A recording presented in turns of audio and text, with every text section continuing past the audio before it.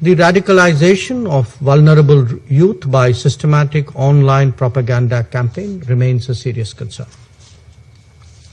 In our own immediate neighborhood, ISIL Khorasan has become more energetic and is constantly seeking to expand its footprint. This should be taken seriously. Events unfolding in Afghanistan have naturally enhanced global concerns about their implications for both regional and international security. The heightened activities of the proscribed Haqqani network justifies this growing anxiety. Whether it is in Afghanistan or against India, groups like Lashkar-e-Toiba and Jaish-e-Mohammed continue to operate with both impunity and encouragement. It is therefore vital that this Council does not take a selective, tactical, or even a complacent view of the problems we face. We must never countenance sanctuaries for terrorists or overlook the raising of their resources.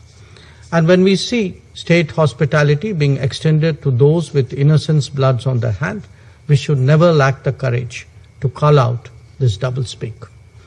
We heard from the briefers of the aggravating impact of the pandemic. What is true of COVID is even more true of terrorism. None of us are safe until all of us are safe. Insofar as ISIL is concerned, its modus operandi has changed, with the core focusing on regaining ground in Syria and Iraq, and affiliates functioning independently. This evolving phenomenon is extremely dangerous and poses a new set of challenges to our collective efforts in our fight against ISIL and terrorism. In January 2021, when I had an opportunity to address this council virtually at that time, I had proposed an 8-point action plan for consideration. Let me reiterate some of its cardinal principles. 1, to summon the political will. Don't justify terrorism, don't glorify terrorists. 2, no double standards.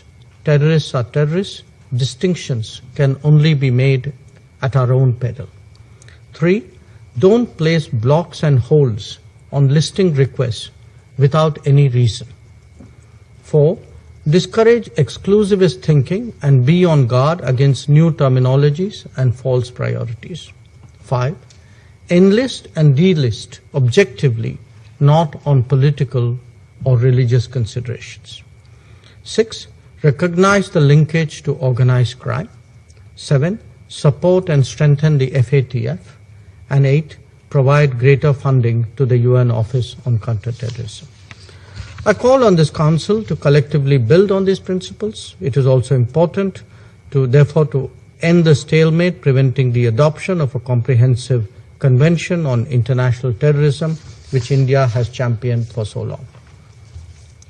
India has been at the forefront of global counterterrorism efforts, has taken part in all major global initiatives against international terrorism, and is party to all UN sectoral conventions relating to terrorism.